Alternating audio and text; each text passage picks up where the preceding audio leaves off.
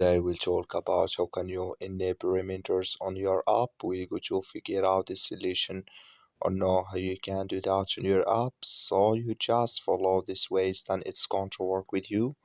All you have to do, you just go down here, you click on this sign down here, just click on it. So then it's going to take you to your profile. It's going to show for you like this here.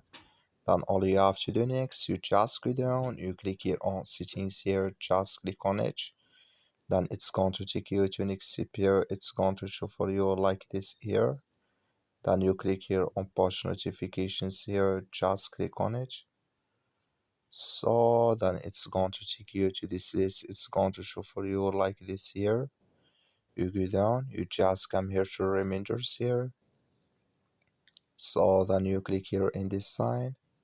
Like you see, this color show for us as mirror reminders notifications enable with us now. That's all you have to do. Thank you for watching. Don't forget to support us by liking.